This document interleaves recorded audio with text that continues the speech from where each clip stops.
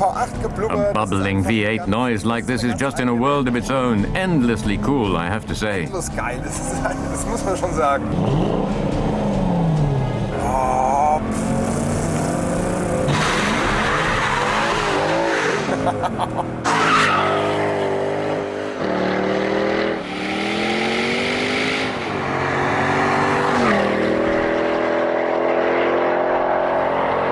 Mercedes SLK 55 AMG, a powerful midget on four wheels encased in a bespoke suit of sheet metal.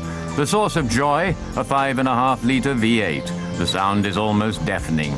Six-cylinder rivals like the Z4 Boxster and Company sound like a boys' choir in comparison.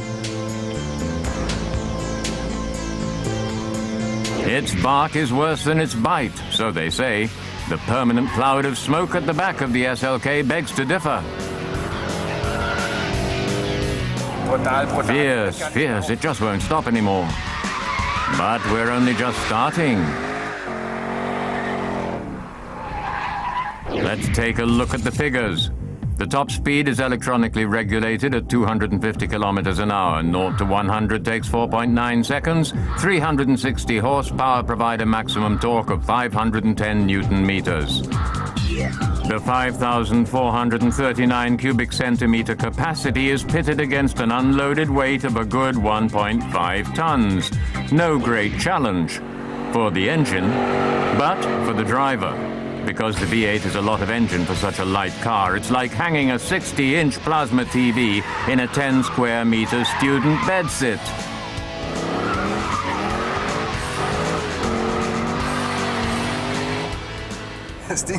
The engine has just far too much power for this car, I think. It smokes and smolders and pushes continuously.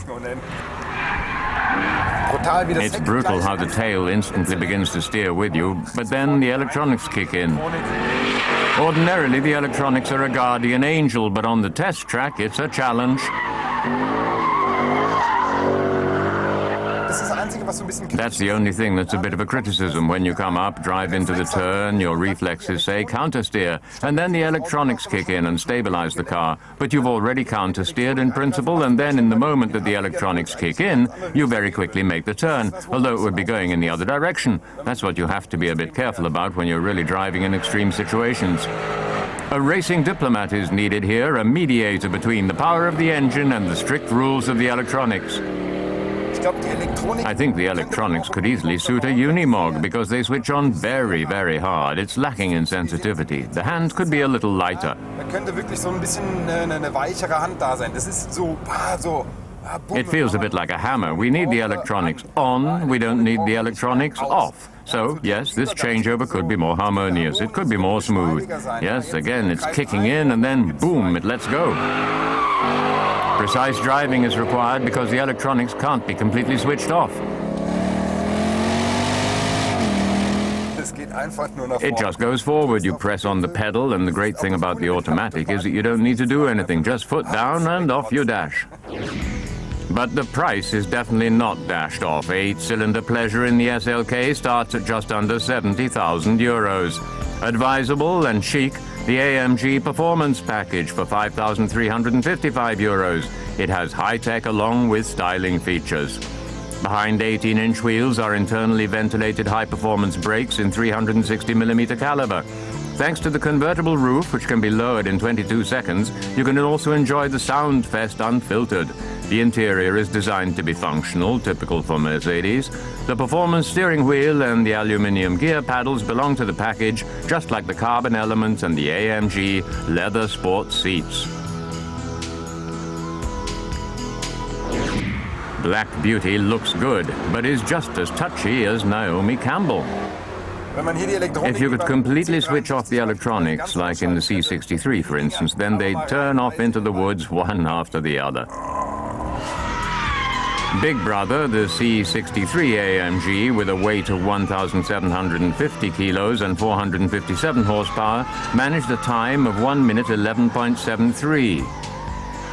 Direct rival, BMW Z4M, is 17 horsepower weaker, but also 90 kilos lighter. Its lap time, 1 minute 13.68.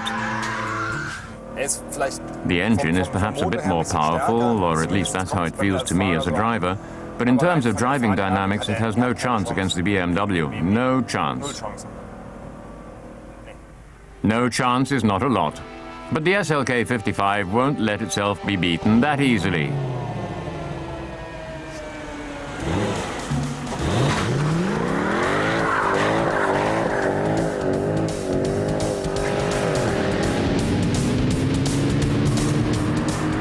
In the corners, it's a matter of measuring out the power so that the electronics don't interfere with Patrick's driving.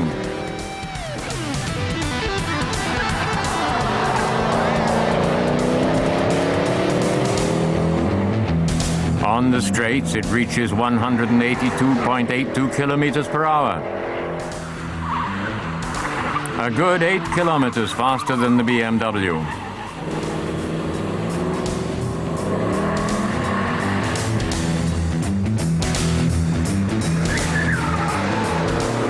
Only 2 more turns and a chicane. Can Black Beauty defy its opponents?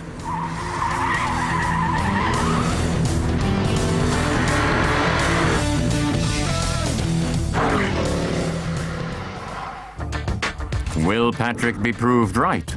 As expected, it wasn't fast enough for the League of Supersports cars. However, with a strong 1 minute 11.55, it's clearly beaten its competitor, the Z4M Roadster.